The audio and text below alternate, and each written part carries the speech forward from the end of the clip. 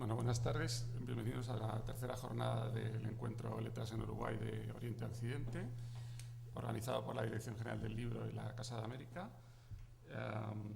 Hoy el tema de la mesa redonda es la ciudad,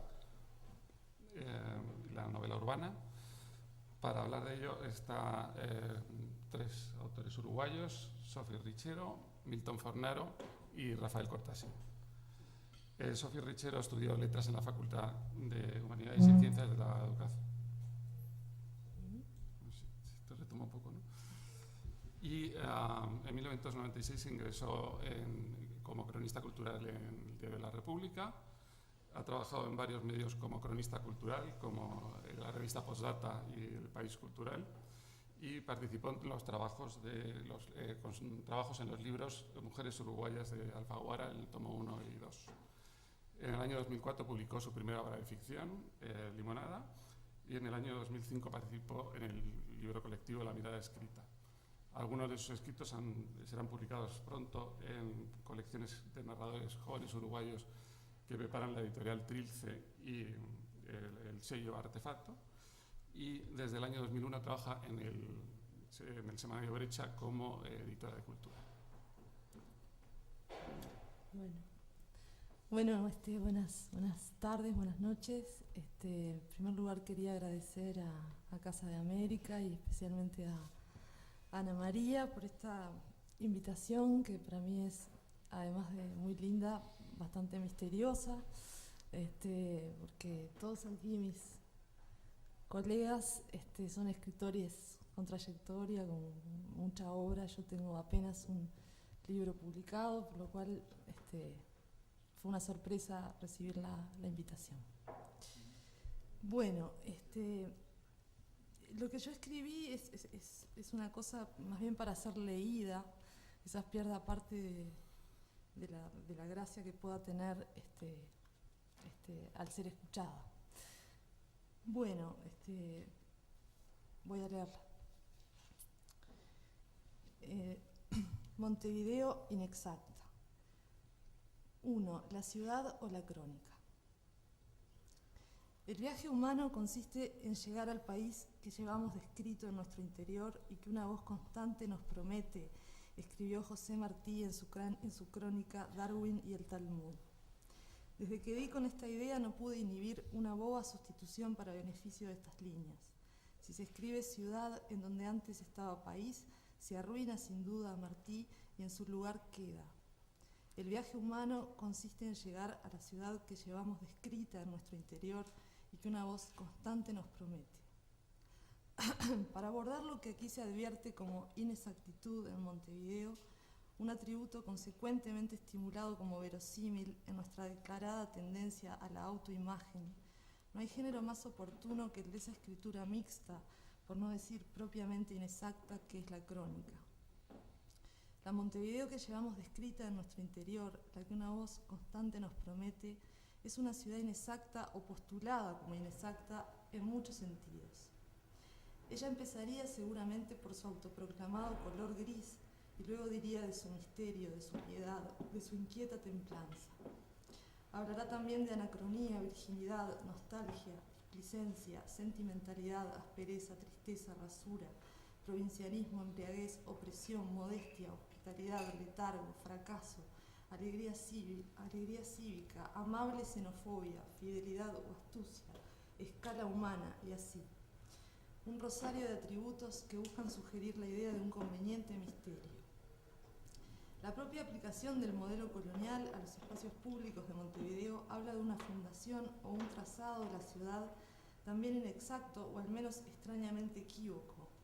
Según detalla Alicia Torres Corral en su trabajo para el libro Montevideo a cielo abierto, Montevideo fue trazada como ciudad mediterránea para ser vivida como ciudad-puerto. Es bueno pensar que una originaria y sin duda rentable inexactitud nos constela. Ese es el subtexto que hemos embullido al amparo de nuestros mejores cronistas de costumbres, que muy excepcionalmente han eludido la candidez a contrapelo de la despiadada literatura de viajeros que también nos ha auscultado en elegantes desprecios e ironías. Todo el asunto lleva casi sin prólogo a la sobregirada, casi ridícula obstinación con que el Uruguay de hoy sigue mentando algo que pueda calificarse como su identidad final y su modelo nacional, y para el caso de Montevideo, un modelo de ciudad al que le coronase una esencia extemporánea e inextinguible, con la consistencia de la bruma y la sacralidad del aura. En la invención de la crónica, Susana Rothker vindica el género desde una perspectiva específicamente latinoamericana, inaugurada por el modernismo literario en el paso del siglo XIX al XX. Montevideo puede ser pensada, extrapolando a Rothker cuando habla del escritor modernista en la época de Martí y Darío, como una entidad que padece desplazamiento, vértigo, horizontes de lo conocido en perpetuo cambio e inestabilidad.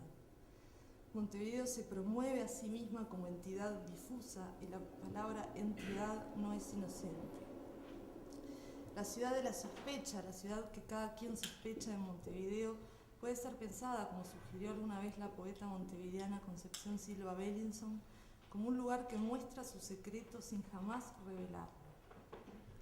La crónica como género, a su vez, siempre ha tenido un papel racionalizador, la aventura de ordenar y sellar el espacio de representación nacional, o para este caso, el espacio de una representación citadina.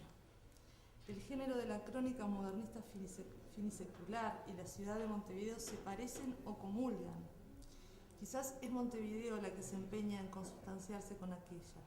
Ambas se jactan de una hibridez insoluble, las imperfecciones como condición, la movilidad, el cuestionamiento, el sincretismo y esas marginalidades que no terminan de acomodarse en ninguna parte. No es la ciudad la que espeja en este caso, sino la escritura. Y la escritura que espeja no se exige mímesis ni hace empeños analógicos, porque pretende frágil, inaprensible y nómada a su objeto.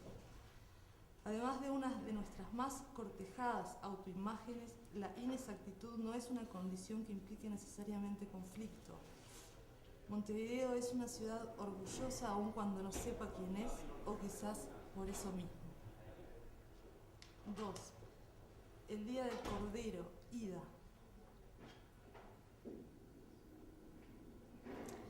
Hace poco tiempo asistí al asado de un cordero en un lugar de Montevideo que no puedo precisar. Había una calle llamada Instrucciones y otra que no recuerdo. Tengo el mapa con el detalle del cruce de unos caminos de pedregullo, de tierra, de polvo e indisciplina.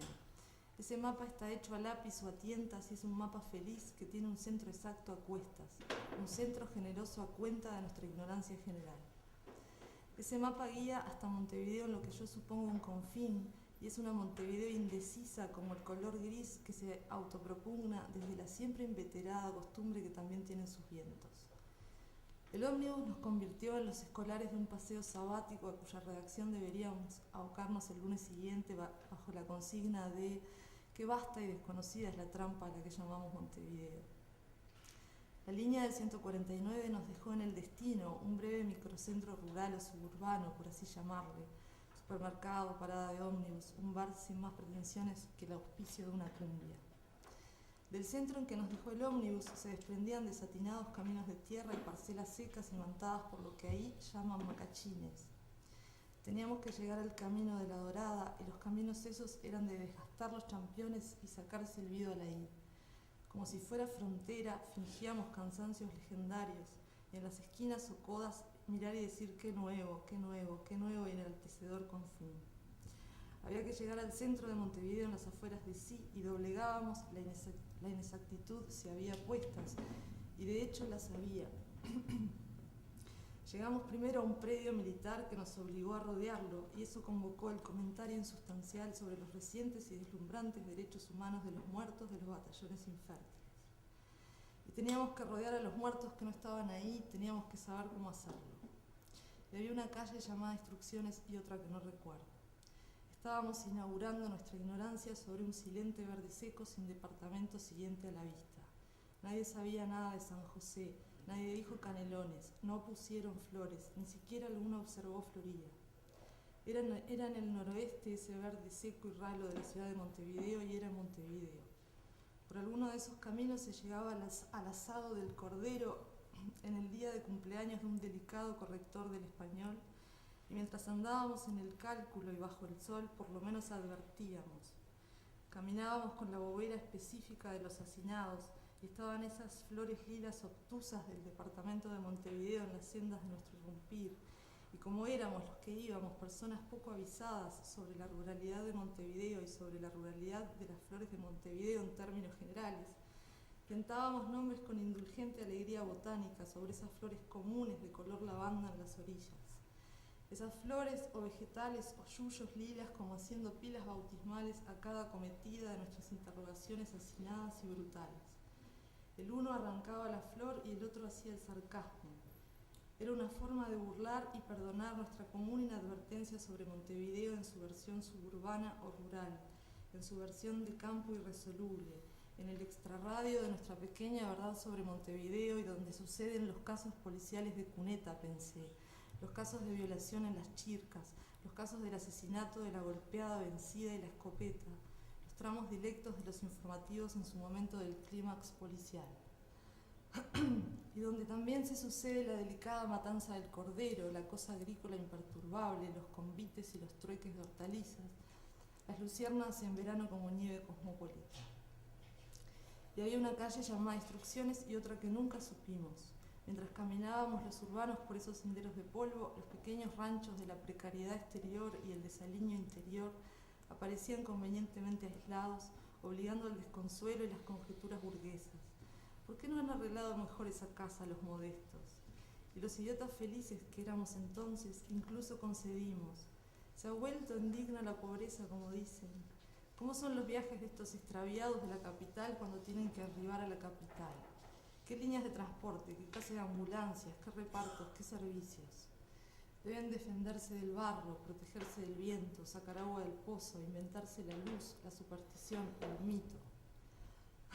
Montevideo es una ciudad inmensamente poco conocida por todos nosotros, decidimos. Y los 25 kilómetros de costa y el barro del Río de la Plata asentían. 3. Gris, púrpura o marrón.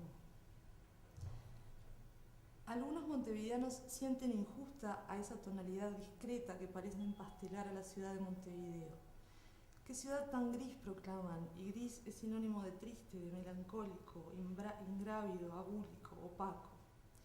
Quienes formulan ese desprecio en general tienden a admirar el paisaje irregular de colores brillantes y contrastados que suponen, de forma singularmente vaga, correspondiente a Brasil. El paisaje que, según este razonamiento, indica sorpresa, ritmo, alegría, vitalidad. Las maestras y las postales colaboran un poco con este antagonismo. El suavemente ondulado de nuestro suelo, aquí el gris es chato y el verde también, se distingue radicalmente de los vertiginosos morros de aquel país con sus estruendos amarillos y fucsias. Para los uruguayos descontentos con el gris, la alegría es sinónimo de algarabía, la belleza sinónimo de estridencia. Sistemáticamente llegan a Montevideo extranjeros daltónicos. Aquí no hay nada gris, oponen. Esta ciudad es verde, es azul o de color ladrillo, incluso irremediablemente ocre.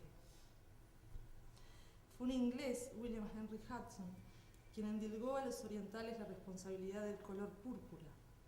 En general, los montevideanos ofuscados con el gris, en el caso de que alguien los hubiese persuadido de que era importante, además de grato, incorporar la tierra purpúrea al manojo de textos más o menos obligados.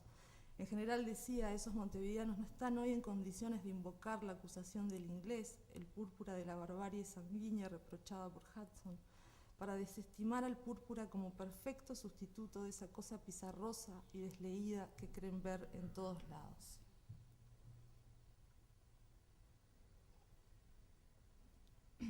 Perdón. Hojeando hace pocos días el penúltimo número de la revista montevideana Maldoror, di con varias alusiones al púrpura hudsoniano. La primera en el primer acto de una pieza de Arthur Despuy, Zaraza para la banda oriental. Se trata del diálogo sostenido en un dormitorio del Hotel Pyramide, en una Montevideo decimonónica, entre el francés Louis Trechet y el criollo Fernando, que reviste de mozo. El último, la bandeja en la mano, sorprende al primero ligero de ropas en su habitación. Transcribo el diálogo, habla primero el camarero. Fernando: Quisiera poder hablar alguna vez en la vida con esa seguridad que usted tiene, Monsieur. Louis, bah, ese es un aire que les dan a los europeos los siglos de guerra. Nada más que un aire. La seguridad es otra cosa, y a lo mejor se encuentra aquí en el Uruguay. Fernando, aquí, bajando automáticamente la voz, con este gobierno y con esta policía, ¿quién le dijo de venir a buscarla aquí? Louis, oh, un inglés que anduvo por estos pagos después de la Guerra Grande, un tal Hudson que vi en Londres hace un tiempo. Fernando, ¿le hablaba de seguridad aquí? Louis, sí, aunque llama tierra purpúrea a la banda oriental. Fernando, ¿y qué es eso? Louis, color púrpura, violeta. Fernando, sería un poeta, aquí la tierra es marrón como en todas partes. En otro texto de esa misma revista, Un lenguaje de púrpuras y zarazas, esta vez de Isidra Solari, el asunto del púrpura vuelve a aparecer. Cito, ¿no? En una tierra ensangrentada por largas décadas, todo sugería la tragedia soterrada. Los colores eran banderas que resumían un lenguaje en el que todo estaba comprometido. La mesa se tendía según los invitados. A veces, si un huésped llegaba de improviso, había que retirar de urgencia las copas de cristal purpúreo del vino tinto. Desde Francia venían con ese propósito, pero había que cambiarlas por las claras, incoloras, para que el huésped no se considerara ofendido por un color equivocado. Luego Isidra hablará de una botánica de púrpura con sobreentendidos alusivos a caudillos. 4. Si fuera un escritor. Cuando Montevideo juega a Si yo fuera un escritor, convoca de preferencia a Onetti e interpone a Santa María. Ya se ha dicho, le gusta jugar a ser quien no es. Pero si Montevideo inexacta estuviera verdaderamente convencida de sí, o si condescendiera, por ejemplo, a bajar hasta el fondo de su raro orgullo, no dudaría en objetivarse en la figura de Isidore Ducas, conde de Lautréamont. Es que Montevideo es inexacta en la medida que también lo es Ducas, más que una tesis, una expresión de deseo. En un famoso artículo y festejando la publicación de la primera fotografía del conde, Manuel Flores Mora buscaba confundir esos dos misterios, Ducas y Montevideo, en una sola cifra. Lautréamont es la grandeza absurda y misteriosa, escribió. Es directa condición del milagro y del genio. Lautréamont, una calle de una sola cuadra lleva su nombre, es el orgullo y la gloria mayor de esta ciudad. Y luego, marcó en las piedras de las calles de Montevideo unas huellas que no se encontrarán, pero que están. Sus ojos marcaron también huellas en el pedazo de río que veía desde su casa. Esas las he encontrado, están ya, para cualquiera, en las páginas de los cantos de Maldoror. En otro artículo referido al conde y a Montevideo, y que lleva por título La geografía, François Caradec ratifica a Flores Mora cuando habla de ese montevideano que lleva un nombre francés, y agrega: por eso Isidore Ducas debía fatalmente llevarme a Montevideo. Es una ciudad que lleva un nombre de canción de marinero, como Shanghái o Valparaíso. Se tiene en Francia muy a menudo la costumbre de no juzgar los cantos de Maldoror, sino por sus artificios y metáforas. Ahora bien, ¿podemos vivir la travesía del viejo océano si solo conocemos una orilla? Yo, que he pasado mi infancia en un puerto de Bretaña y soportado los graznidos de las gaviotas en plena ciudad, encontré las mismas gaviotas chillonas en Montevideo, donde Ducas vivió a la misma edad que yo en el Oriente. Esto fue más que suficiente para que yo escuchara cantar a Maldoror mejor que todos aquellos que escuchaban en ediciones de bolsillo. Los cantos de Maldoror pueden leerse en un cuarto mal calefaccionado en el sexto piso de un inmueble Segundo Imperio de la calle Montmartre en París, pero nada vale tanto como acordarse de los graznidos en la Rambla Sur. 5. Y por el sur, el Río de la Plata. Un viejo chiste juzga a los montevideanos como porteños con complejo de inferioridad. Luego está ese que dice que el ego no es más que el argentino que todos llevamos dentro. Gracias que participan de los dos estereotipos nacionales más socorridos en la definición que los rioplatenses hacemos de unos y otros. La vocinglería megalómana de los argentinos, la franciscana modestia de los uruguayos. Se trata, claro, de prejuicios haraganes, sociología liviana, impresionismos vagos o peligrosos.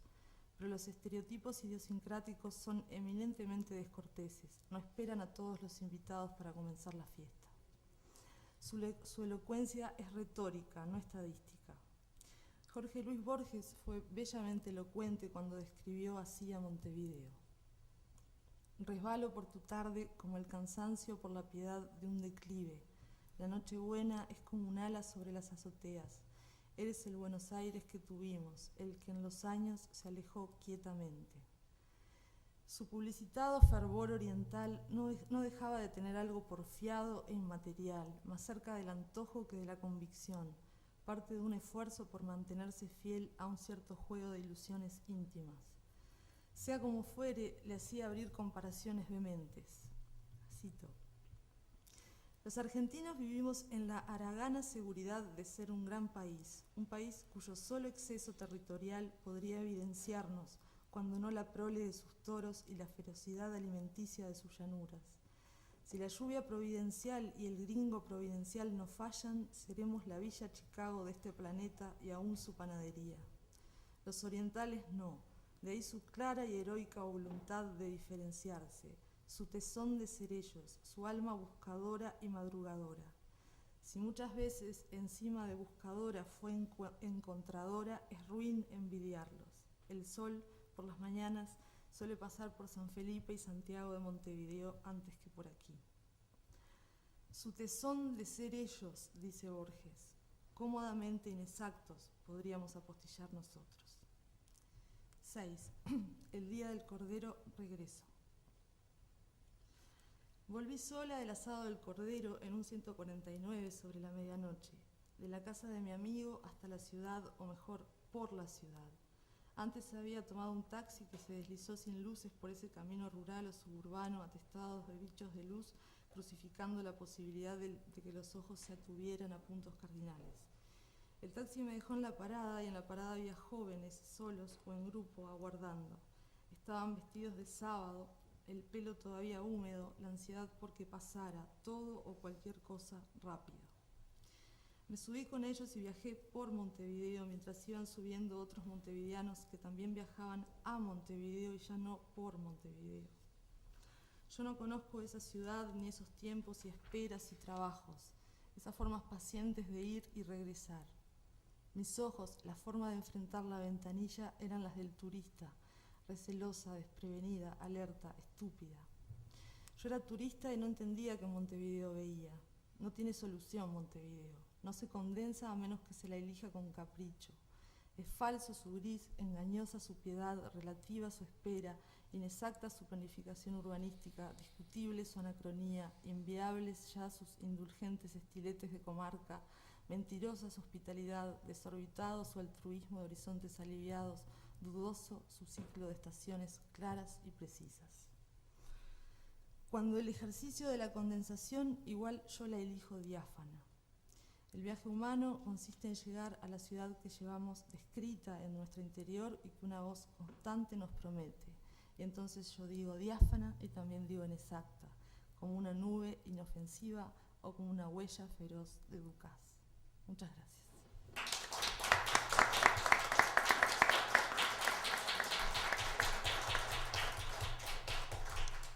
Bueno, ahora es el turno de Rafael Cortasí. Rafael ha sido profesor en la Florida State University, en la Universidad de Iowa, en Birmingham University, en la Universidad Católica del Uruguay, en la Escuela de Cine, y es profesor de la literatura iberoamericana en el Centro de Formación de Profesores. Su libro Cadáveres exquisitos fue premio de la crítica. Su novela Vida de perro obtuvo el premio de narrativa del Ministerio de Cultura y fue nominada al premio Rómulo Gallegos en Venezuela. Tajos y caras extrañas son sus últimas dos novelas publicadas en España, y el viernes que viene es presentada aquí en la Sala Bolívar de la Casa de América a las 19:30 su último libro publicado por la editorial Lengua de Trapo, que se llama Santo Remedio. La adaptación teatral de Tajos fue estrenada en Buenos Aires en el año 2002 y en Santiago de Chile en el año 2005. Sabores del País es su última colección de relatos y Todo es poco y Amador son sus más recientes títulos de poesía. La prestigiosa editorial Monte Ávila de Venezuela publicó en Caracas Palabras de la Noche, una extensa antología de su obra poética. Ha recibido, entre otros, el Premio Fundación Loewe de Poesía, el Premio de Poesía del Ministerio de Cultura, el Premio Internacional Jaime Sabines de México y el Premio Bras Otero de España. Por su trayectoria se le ha conferido el Premio Fraternidad en Jerusalén y el Premio Morosoli, auspiciado por la Cátedra de la UNESCO y la Asociación de Universidades del Mercosur. Parte de su obra ha sido traducida al inglés, italiano, francés, rumano y otros idiomas. Rafael. Muchas gracias. Creo que nunca está de más volver a agradecer estar en este lugar, en esta Casa de América, que bueno, es nuestra casa. Agradecer a Ana María Rodríguez Arias, agradecer a Teresa, agradecer a todos ustedes que nos están acompañando esta noche. Quiero contarles que para mí fue muy provocativo y muy fermental. Fermental es una palabra que usaba un pensador uruguayo, Bá Ferreira, de principios de siglo. Muy fermental el título de la convocatoria para esta noche, La ciudad como espejo de conflictos.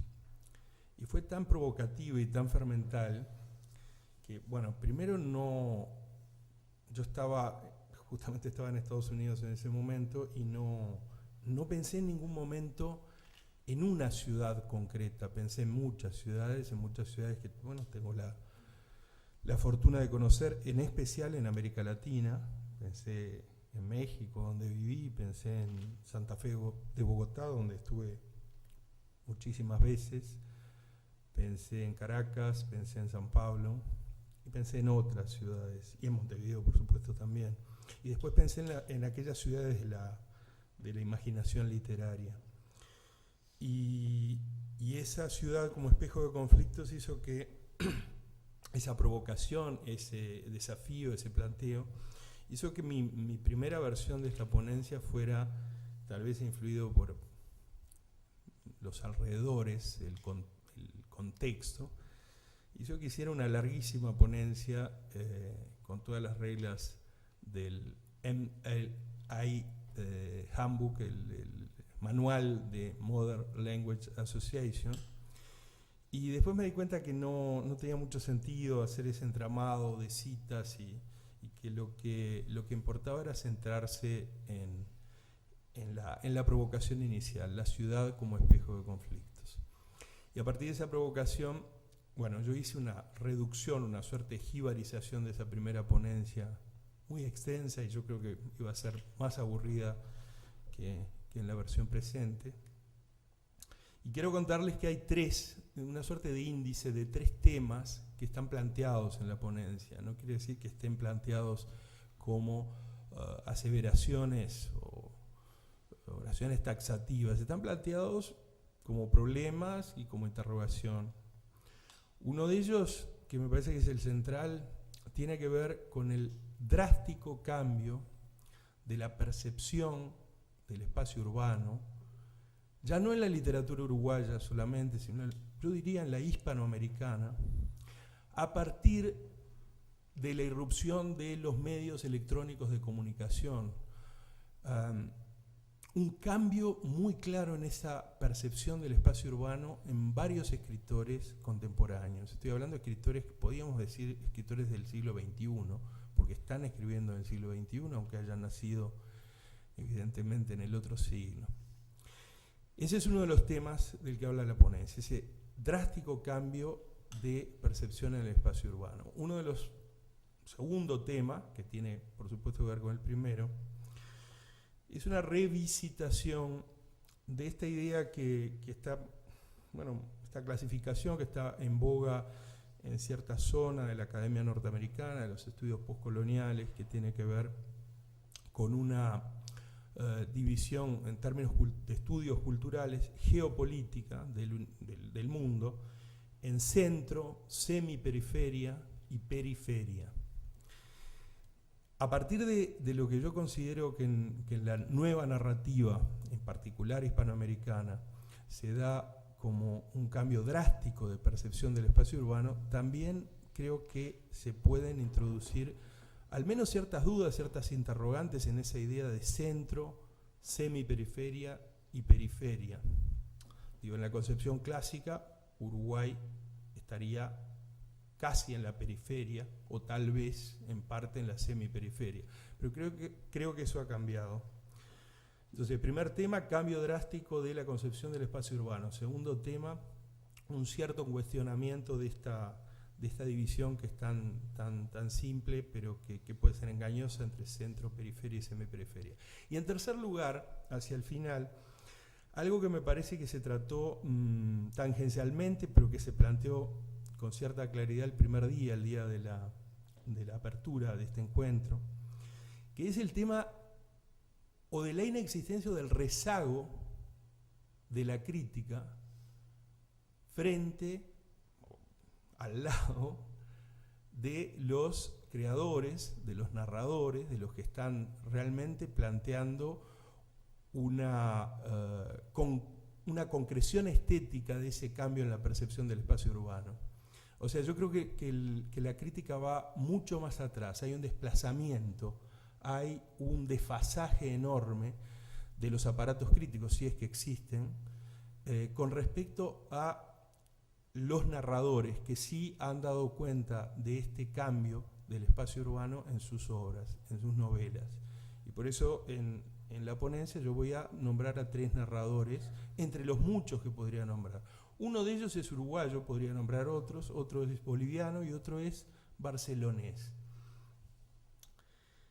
La ciudad como espejo de conflictos, yo la titulé Nueva narrativa urbana y aldea global.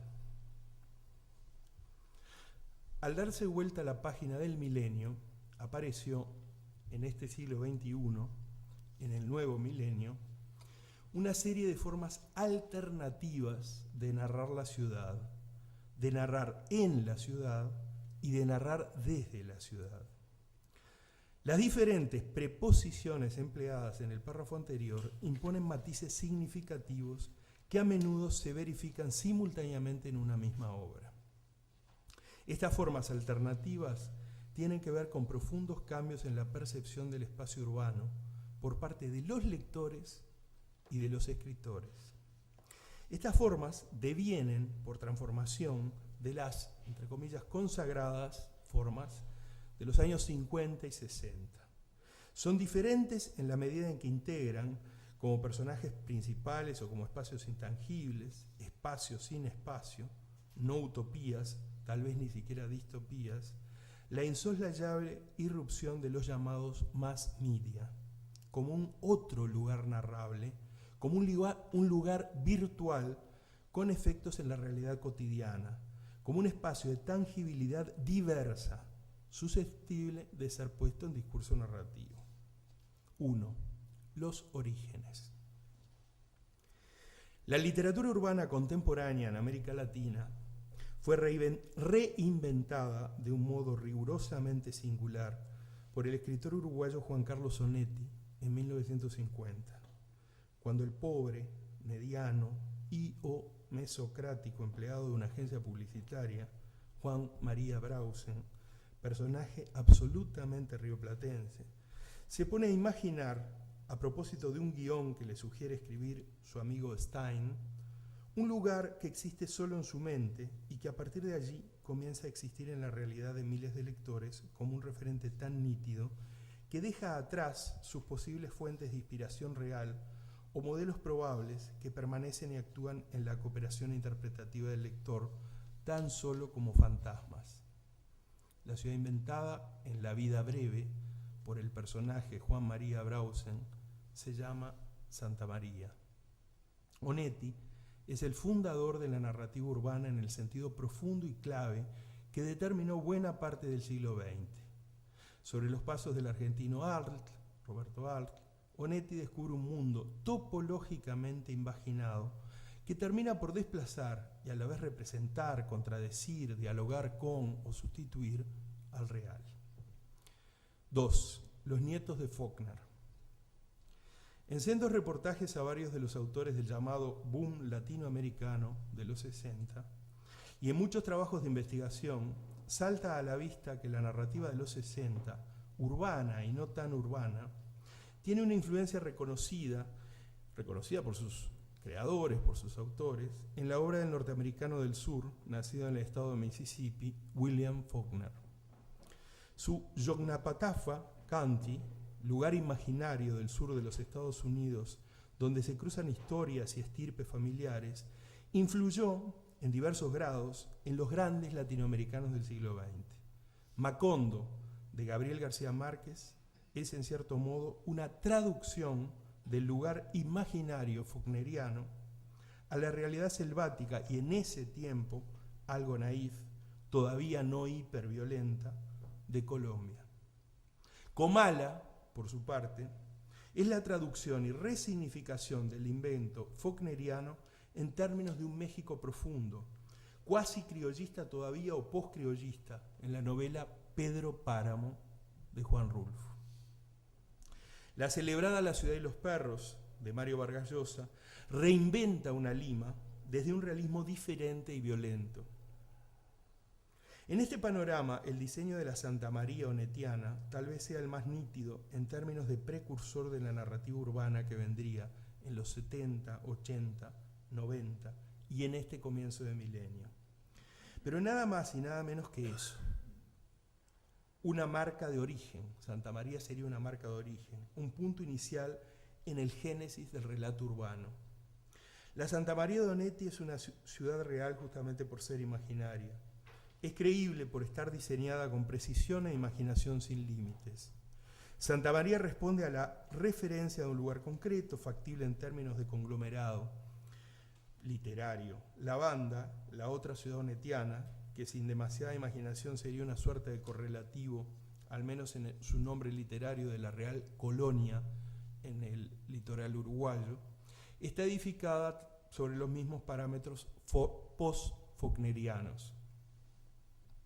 Hasta acá, de alguna manera, los antecedentes y el pasado inmediato del siglo XX.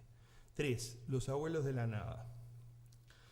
Pero es a partir de los años 80 o 90 que se produce un cambio cualitativo de la percepción narrativa de la ciudad. Se cumple de algún modo la precisión del teórico canadiense norteamericano Marshall McLuhan. Los medios, como extensiones del hombre, alcanzan un desarrollo vertiginoso. En palabras de McLuhan, se produce una contracción a nivel mundial. Los medios, primero eléctricos y luego electrónicos, parecen propiciar una abolición de las distancias tal como se concebían en la modernidad. Esto es, un cambio cualitativo y cuantitativo del espacio en general y por tanto del espacio urbano en particular. El globo se contrae, el globo terráqueo. Todo se intercomunica, aparentemente. De allí surge la expresión Global Village, aldea global. La forma de narrar la ciudad cambia porque la misma ciudad ha cambiado. Es un ágora, es un mercado electrónico, es una plaza mayor tributaria de miles de fragmentos de espacios reales, no necesariamente contiguos.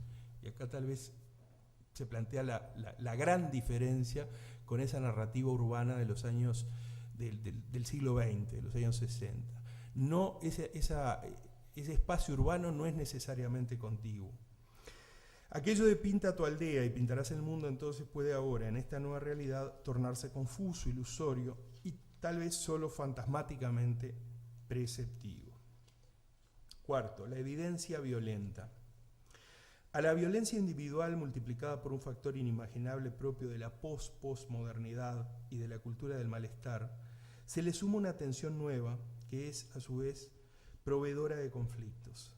La tensión entre lo global y lo local.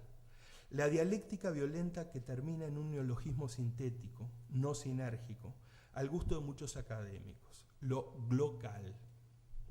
Pero lo glocal es tan solo una palabra que representa en todo caso una inmensa tensión subyacente, una especie de falla tectónica en el sustrato del discurso que se produce cuando los imaginarios urbanos en comunicación continua y creciente, comunicación electrónica, alcanzan un potencial explosivo que a menudo termina en una deflagración, en un terremoto, cuando las contradicciones llegan a alcanzar cierto punto, cierta masa crítica. El escritor latinoamericano no tiene más remedio que referirse a la aldea global desde su peculiar percepción de lo local, lo que conlleva una suerte de anegamiento del espacio urbano literario tradicional por los medios electrónicos de comunicación. TV abierta, TV cable, internet, teléfonos celulares, etcétera, etcétera. La paradoja es que este anegamiento, esta inundación de lo mediático, a la vez puede resultar en un vaciamiento del referente contiguo, inmediato. El referente más cercano, para un escritor, puede no ser el vecino de al lado, puede situarse en Frankfurt, en Londres, en Nueva York o en Madrid.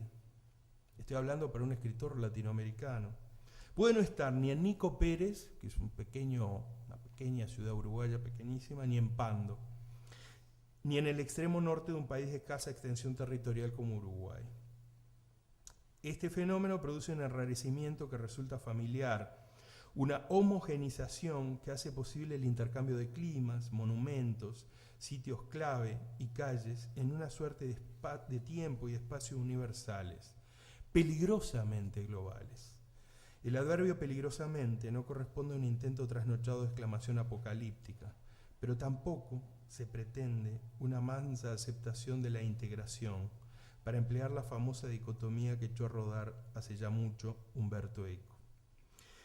El adverbio antedicho, peligrosamente, tiene que ver con los ejercicios de mímesis que propicia la industrialización literaria, ejercicios que a menudo opacan la realidad singular de las tensiones urbanas y tienden a mitigar la evidencia violenta de sus conflictos en un producto estandarizado, en un producto prêt-à-porter, que renuncia a la singularidad para supuestamente ganar la bendición del mercado, lo que muchas veces se verifica como una inmensa construcción falaz. 5. Medium y espiritistas. Hoy, más que nunca, la realidad está mediatizada. Cuando digo está mediatizada, bueno, nosotros podríamos hablar de la galaxia Gutenberg, de la galaxia Marconi, que tiene que ver con una civilización de los medios de comunicación eléctricos, de la galaxia electrónica, de la galaxia byte o bit, que tiene que ver con una concepción de la civilización contemporánea informática. Entonces, hoy más que nunca la sociedad está mediatizada, siempre lo estuvo, pero cambió el medio, o los mass media. El referente de la novela o el cuento no es un referente de primer orden de realidad, sino muchas veces de segundo o tercero. La televisión y el ordenador personal aparecen no solo como medios, sino como personajes en muchas novelas que desatan conflictos, que liberan o provocan tensiones, que expresan un mundo otro que solo ilusoriamente puede crearse tangible.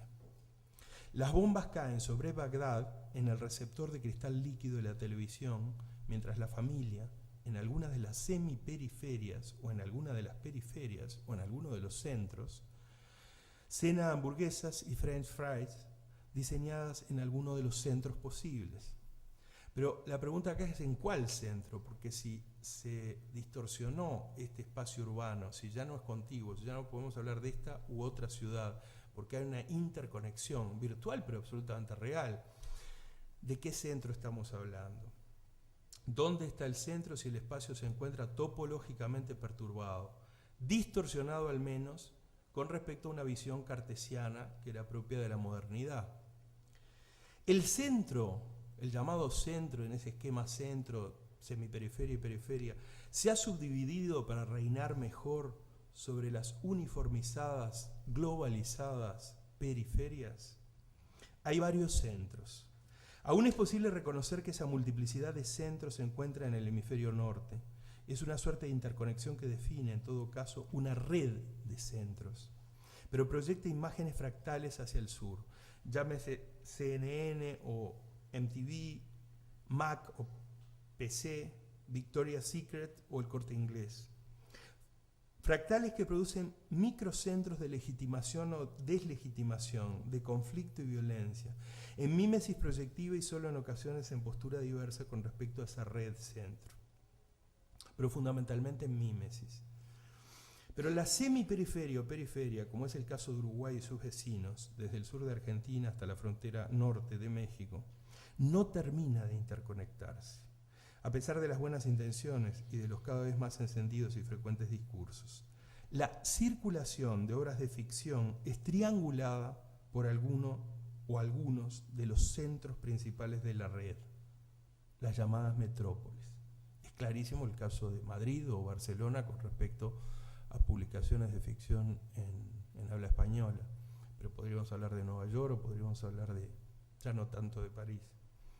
Los narradores se vuelven a menudo medium entre los medios, espiritistas que con su tabla Ouija, su mazo de tarot o su laptop procuran trazar un devenir hipotético para hipotéticas criaturas que han escapado furiosas de la jaula del realismo decimonónico, del cepo de un espacio urbano continuo concebido en la modernidad. Sexto, el don de ubicuidad. Internet está en todas partes y no está en ninguna. El joven escritor uruguayo Gabriel Peveroni, perdón por lo de joven, pero en la escala uruguaya es joven, el joven escritor uruguayo Gabriel Peveroni escribe una novela donde el campo de batalla de los conflictos, el juego narrativo, la proposición del conflicto, tiene que ver con el múltiple estándar, con la virtualización de la percepción, con la disgregación y la virtualización en términos de comunicología, en términos de comunicación. El protagonista de la última de las novelas de Gabriel Peveroni parece estar escondido en alguna parte de la capital de su país, pero en realidad está exiliado. Se ha exiliado en la red de redes, se ha exiliado en la internet, se ha exiliado en el territorio informático. En la novela El exilio, según Nicolás, el protagonista ni siquiera está en el aire, está en el vacío. Pero resulta un vacío habitable, un tipo de exilio absolutamente diferente del exilio histórico, político y económico de las últimas décadas del 20.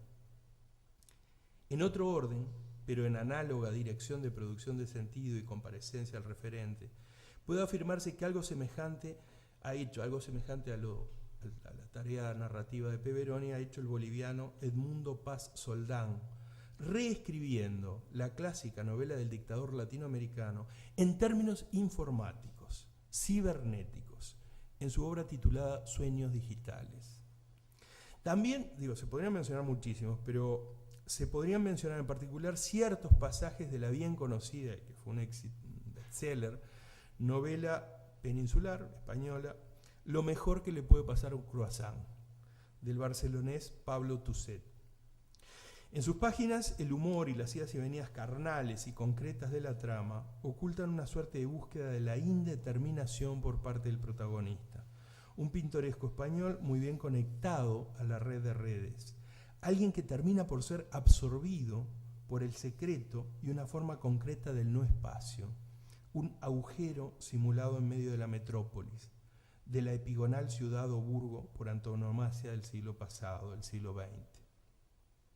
La red de redes produce una extraña y en ocasiones nauseosa sensación de ubicuidad, o al menos de incertidumbre en los términos en que contextualiza esta palabra el famoso principio de incertidumbre del físico alemán Heisenberg. Un principio absolutamente verificado en la microescala de la física cuántica viene a servir como elemento crítico para superar un abordaje naturalista, realista, mimético o sencillamente impresionista de estas obras narrativas de inicios del siglo XXI. A la vez, la imagen del principio de incertidumbre de Heisenberg sirve para descubrir que las traslaciones de estos personajes suelen ser menos físicas que metafísicas. En cierto modo, muchos personajes de esta nueva narrativa urbana, en la época de esta supuesta aldea global, tienden a una indeterminación que puede llegar a confundirse con inmovilidad, pero que corresponde a una corrosión de la percepción tradicional del espacio urbano. Séptimo y último, y retomando la imagen de la ciudad como espejo de conflictos, el espejo cóncavo, el espejo convexo. El mexicano Carlos Fuentes tituló uno de sus libros El espejo enterrado. La primera publicación fue en Fondo de Cultura Económica en el año 92. Tenía mucho que ver, obviamente, con el quinto centenario.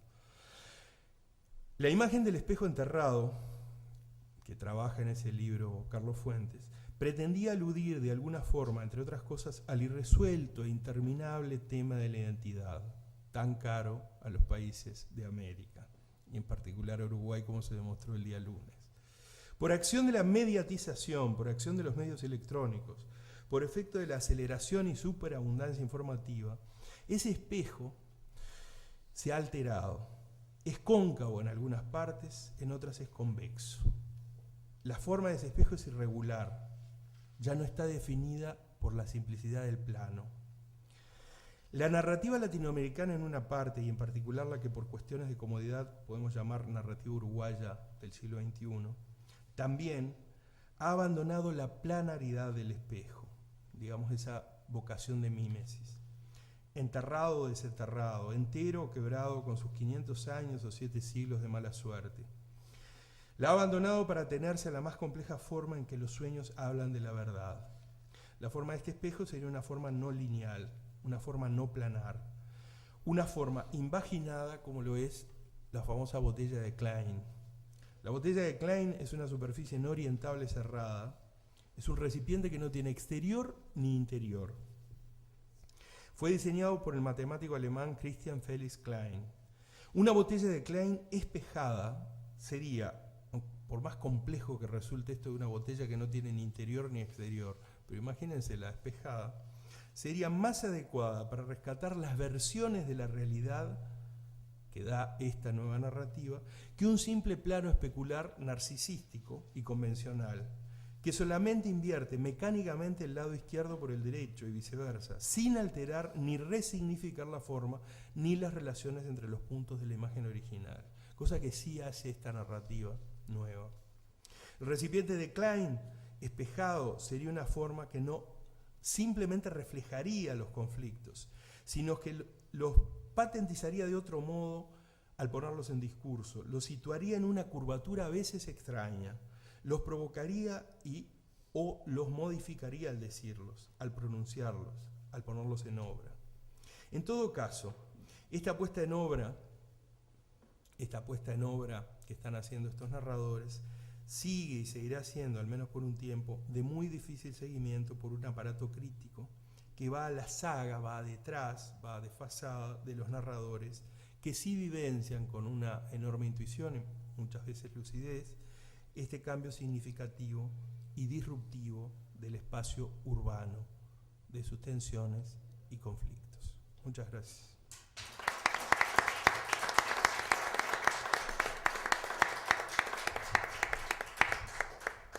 Bueno, es el turno de Milton Fornaro.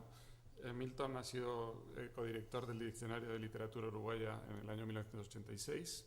Participó en la novela colectiva La muerte hace buena letra en el año 1993 y fue guionista para el programa televisivo Plop en 1991 y 92. Fue cofundador de la revista humorística El Dedo, clausurada por la dictadura militar, y de Guambia, que fue con su continuación.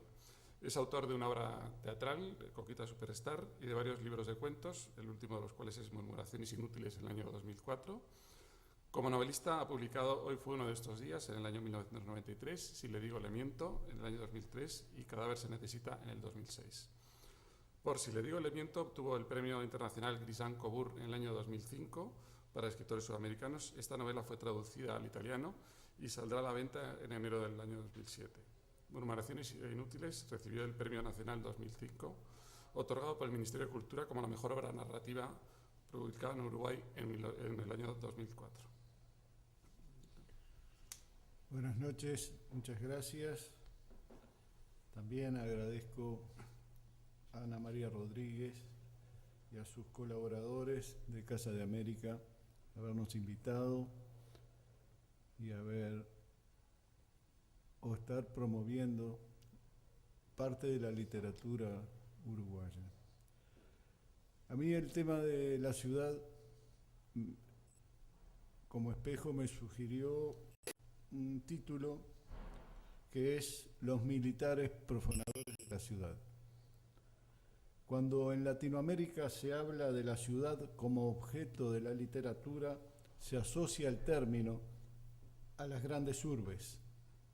Tenemos así Caracas, donde habitan los pequeños seres de los que da cuenta Salvador Garmendia, la Buenos Aires recorrida por el Adán homónimo de Leopoldo Marechal, Ciudad de México redescubierta por el Palinuro de Fernando de Paso, o Río de Janeiro, por donde se pierde entre bares, calles y mujeres el doctor Mandrake, el abogado detective de Rubén Fonseca. Es extensa la lista de las obras de ficción donde la gran ciudad se erige como elemento literario determinante de seres, conductas y hechos. Incluso la provinciana Montevideo de los años 40 y 50 del siglo pasado puede integrarse a esta enumeración, donde también tendrían cabida los grises oficinistas de Mario Benedetti. No voy a referirme hoy aquí a las megalópolis latinoamericanas, ni siquiera a Montevideo, que concentra casi la mitad de la población uruguaya, sino a una ciudad del interior de mi país, la que fue tomada como modelo por dos escritores compatriotas, Mario Delgado Aparaín y Amílcar Ley Márquez, en La balada de Johnny Sosa y en Las ventanas del silencio. La de Delgado Aparaín fue publicada en 1987, la de Ley Márquez en 1983. Esta última en México, donde estaba exiliado el autor y que fue galardonada por el Instituto Nacional de Bellas Artes con el Premio Juan Rulfo para primera novela.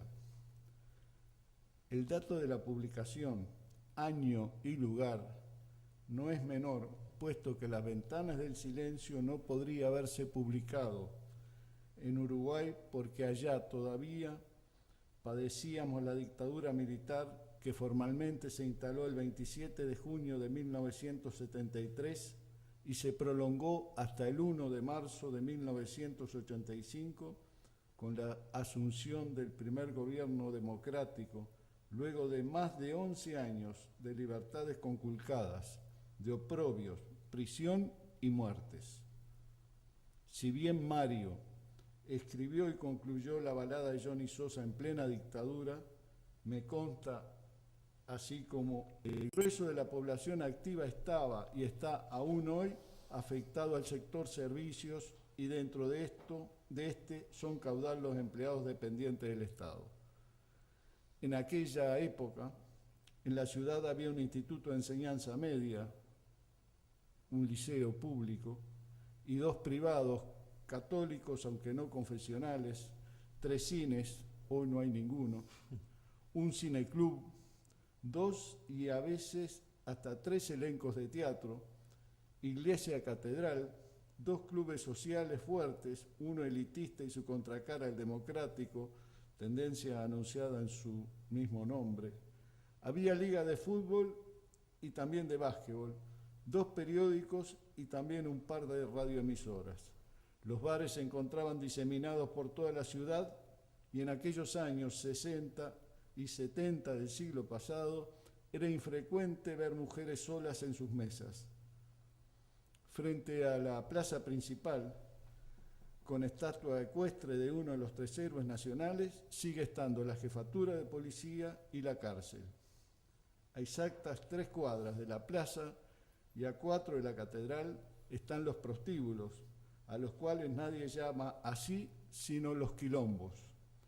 Curiosamente, en Minas, los quilombos se ubican por una referencia que parece sacada de un plano de New York. Quedan en la esquina de 25 y la 2.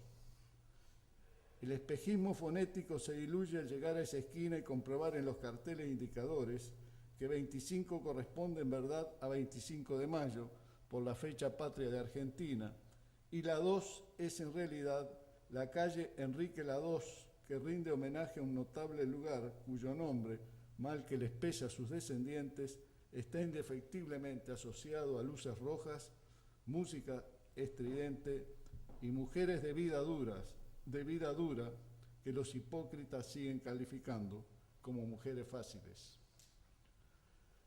Menciono los quilombos porque, como se verá, ocupan un lugar importante en las novelas de Delgado Aparaín y de Ley Márquez.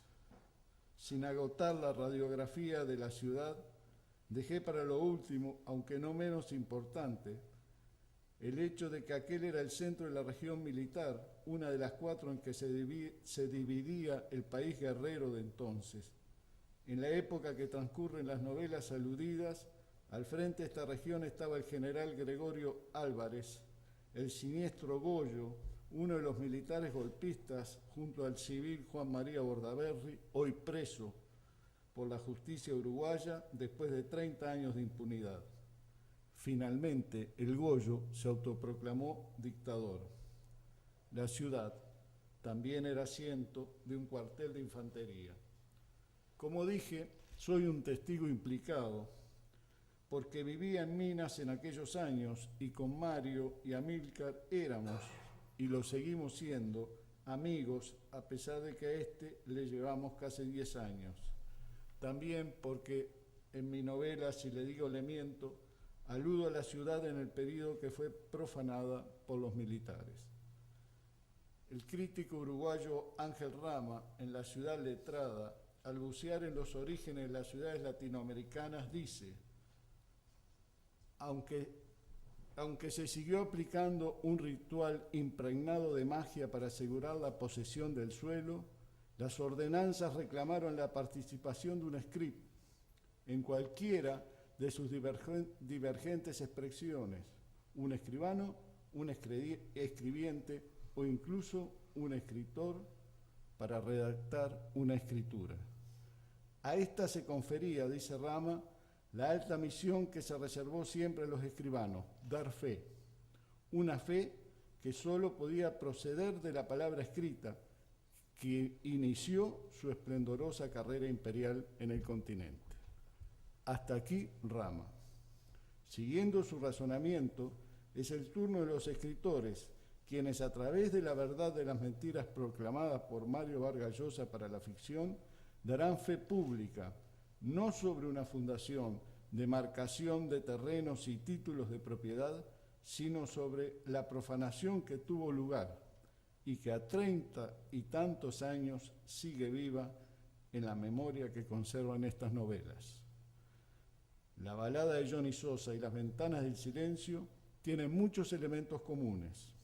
En primer lugar, la misma ciudad real en el mismo tiempo histórico y la llegada de los militares con sus camiones de grandes ruedas alterando la paz provinciana, presencia notoria o a veces invisible omnipresencia que percute a la manera de bajo continuo en las páginas a las que aludimos.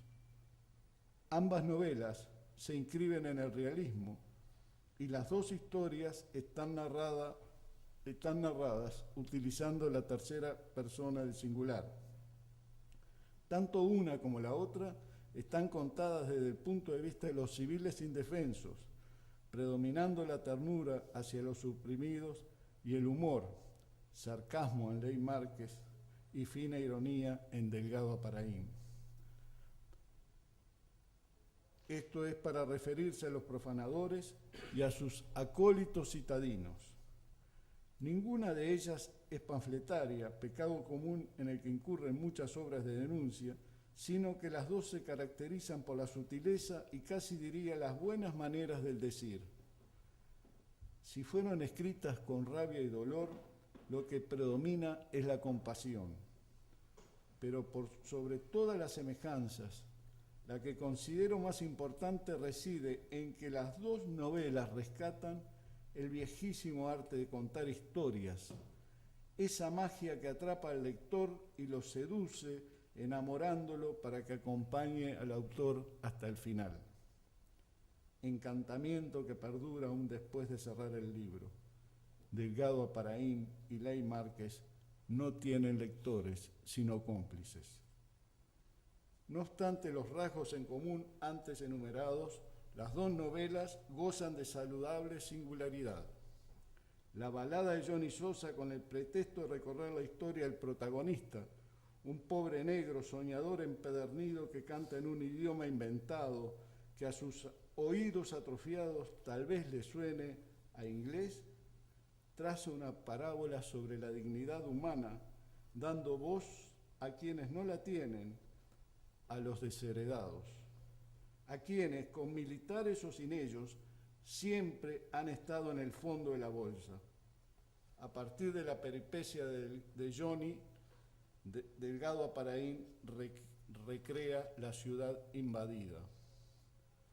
Las ventanas del silencio, por el contrario, es una novela polifónica estructurada como un friso.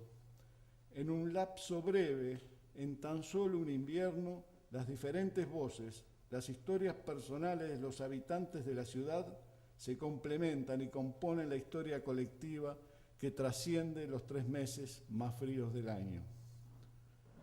Johnny ve el mundo por un agujero en la pared de adobe de su rancho mientras escucha en su espica de 2 pilas El espacio fértil de la madrugada, un programa que cuenta en episodios la vida de Lou Barclay, un cantante norteamericano de azarosa existencia que termina triunfando e imponiendo su arte. A esa hora, la rubia Dina, su mujer, duerme al otro lado de una cortina de bolsa de arpillera. En las entreluces de la madrugada, el negro intenta adivinar lo que su ojo, a través del agujero, no distingue. La novela comienza dando cuenta de ese ritual. Esa madrugada, a la hora exacta del programa, el espacio, para sorpresa de Johnny, fue ocupado por marchas militares. Sin entender lo que pasaba, siguió con su ojo en el agujero de la pared. Comprueba que lo que está allí del otro lado no son las casas que creía ver, y dirigiéndose a Dina, que se había levantado desnuda, le ordena: anda a vestirte, esta vez son camiones. Así se cierra el primer capítulo de la novela y se abre un nuevo mundo para el negro cantante de los quilombos que sueña con triunfar como su ídolo Lou Barclay y está cerca de conseguir sus propósitos. De eso trata la novela. Como los fotógrafos, Johnny seguirá viendo la vida con un solo ojo. Con la inocencia de los marginales, el negro no sabe de qué se trata la invasión que cambia las costumbres de los pobladores y de a poco las suyas. Como le ocurrió a su endiosado Lou Barclay, que fue descubierto por un cazatalentos, Johnny sueña que con la entrada de los militares en la ciudad, tal vez le haya llegado su esperada hora. Las ventanas del silencio comienza con una descripción de la ciudad en las brumas de la noche. Cito: después de las 12, la neblina se deja caer como un trapo sucio, escribe Leys. En ese paisaje se destaca a alguien a quien el autor nombra apenas como él, ese que anda en la noche, pegado a las paredes, escucha el ruido de un motor y contiene la respiración. Entonces, dice el escritor, el jeep pasa de largo, lento, intencionado, levantando las polleras de la niebla, con 4 soldados que bromean sin ganas, medio dormidos. Ese que anda en la noche, apenas pasa la ronda, comienza su tarea, que no es otra que pintar el grito que crece de muro en muro, de cuadra en cuadra, desbocado. El jeep se detiene en la calle de abajo y los soldados entran en un bar y piden caña. Se entretienen en los quilombos y esa parada permite que el que anda en la noche termine las pintadas y vuelva a su casa. Y a oscuras reconoce el perfume de ella en el cuarto, los brazos de ella que lo buscan. Luego, juntos, se paran detrás de la ventana. La línea final de la introducción dice: el jeep pasa poco después y él dice: hijos de puta, y sonríen. Nuevamente las sombras, los camiones, jeep en este caso, la presencia de los soldados y ellos sin nombre como Johnny mirando desde la casa lo que ocurre afuera. La irrupción de los militares no se queda en los vehículos que transportan soldados armados a guerra, ni en los allanamientos, ni en la prisión y torturas, y hasta en las muertes misteriosas. Leigh Márquez habla de 3 cadáveres en su novela, sino que va más allá. cala más profundo, lo que envilece la convivencia y envenena a los pobladores. Detrás de los militares llegan los repartos de castigos y favores. Los pobladores en general pasan a ser sospechosos de algo indefinido. Los jóvenes por ser jóvenes, los profesores por enseñar, los médicos por aliviar el dolor de sus semejantes. Así hasta tanto no probarán su inocencia. La probatoria no era otra cosa que la obsecuencia a los mandamases de turno, y de la obsecuencia a la delación media apenas un paso. Sin suficientes pruebas como para encarcelarlos, las viejas cuentas se saldan con la pérdida de empleos y la muerte civil de quienes caían en desgracia. Uruguay, con acierto, fue definido como un país de cercanías. Esto no hace referencia exclusivamente a las dimensiones en kilómetros cuadrados de su territorio, ni a las distancias que hay que recorrer para llegar de un lugar a otro, sino a la vecindad de sus habitantes. Hay un dicho extendido que enuncia que en Uruguay nos conocemos todos. Si bien puede sonar imposible, algo de verdad hay en eso. Descubrir los parentescos es el juego más practicado por los uruguayos al cabo de 5 minutos de iniciada cualquier conversación con un desconocido.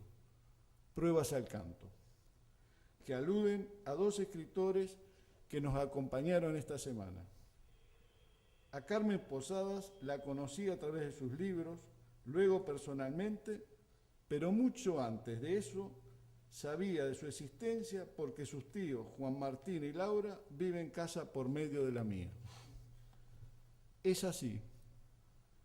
Pablo Casacuberta es un escritor que admiro, pero el recuerdo que tengo de él es de niño jugando al ajedrez con uno de sus hermanos en el piso de la sala de su casa, mientras su padre, otros amigos y yo discutíamos lo que íbamos a publicar en el próximo número de la revista de humor en la que escribíamos.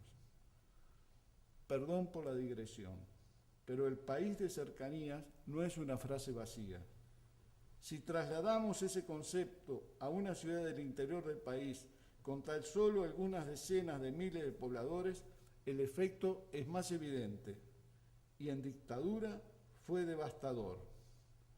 Mario Delgado describe esto así.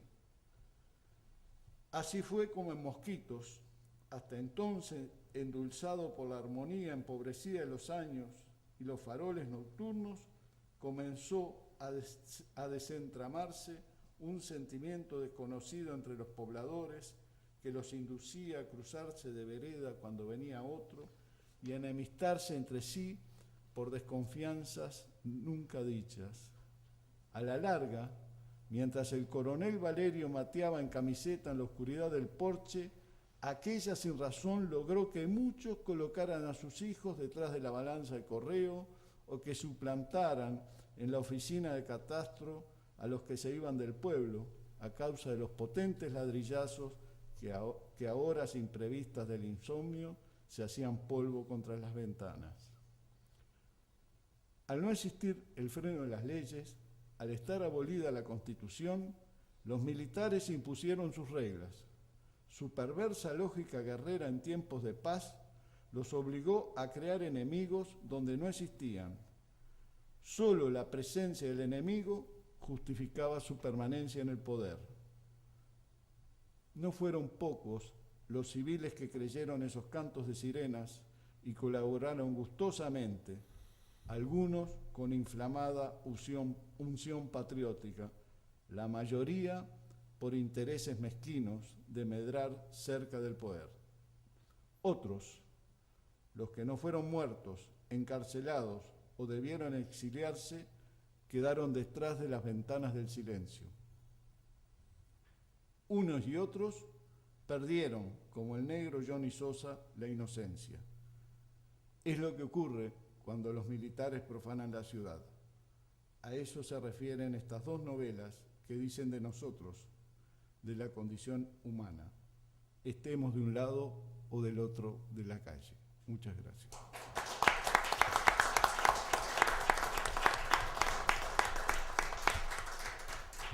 Abrimos a continuación el turno de preguntas.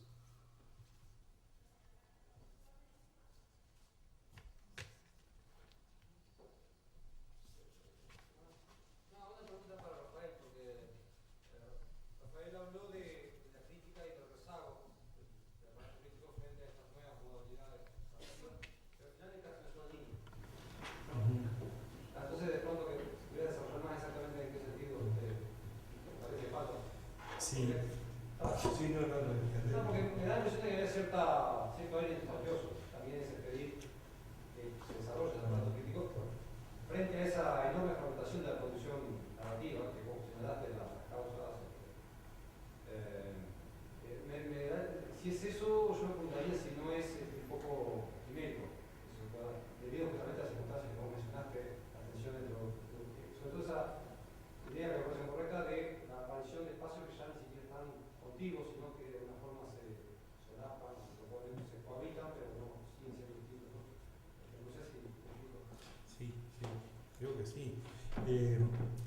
No, simplemente traté de resumir esa parte, pero creo que es tan importante como para, bueno, si esto creciera y uno escribiera un libro de ensayos, sería no solo un capítulo, sería de pronto una buena parte del problema. Básicamente lo que te digo, percibo y estoy hablando justamente de Hispanoamérica, y bueno, por comodidad podríamos hablar de Uruguay, pero es que de pronto estos nuevos narradores que están dando cuenta, que están poniendo en sus discursos de ficción, en sus productos estéticos, disfrutables, quiero resaltar eso, ¿no? Están haciendo literatura, algo gozoso, algo placentero. No es que estén haciendo ni teoría ni experimentación, pero que los creadores de ese primer orden, que sería la creación de ficción, me da la impresión, en algunos, bastantes latinoamericanos que conozco, relativamente jóvenes, que tienen una capacidad de poner en discurso este fenómeno con mucha más celeridad, sagacidad y de pronto amenidad que la crítica, si es que la crítica existe, porque hablamos el otro día mucho de ese tema, ¿no? Incluso yo mismo, digo, mea culpa, ¿no? Por mi culpa, yo en este caso, no como narrador, como de alguna manera veedor, como crítico, como de alguna manera académico, creo que estoy dando cuenta del fenómeno de una manera bastante más ploma, más difícil de entender de lo que da cuenta una novela como El exilio según Nicolás, o como una de las tres que no voy a nombrarlas de vuelta, una novela como Sueños digitales del Mundo Pasoldán, pero puedo nombrar muchísimos cuentos donde esta misma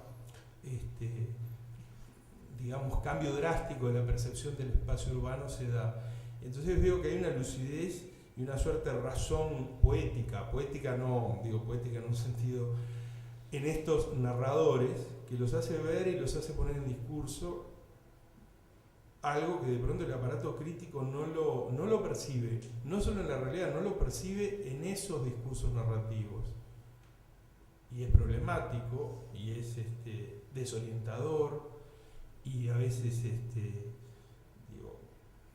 uno ha leído, no estoy hablando de los gacetilleros, estoy hablando de gente que de alguna manera tiene ese ejercicio del criterio, ese ejercicio crítico, se confunde mucho, ¿no? De pronto no está esperando en la novela algo que en determinados productos novelísticos, en determinados cuentos, ese crítico que tendría una función orientadora, jerarquizadora, está esperando, otro Macondo, otra creación faulkneriana, y yo lo que noto es que esos narradores lo han percibido con antelación y lo han dicho mejor, y que la crítica está en rezago.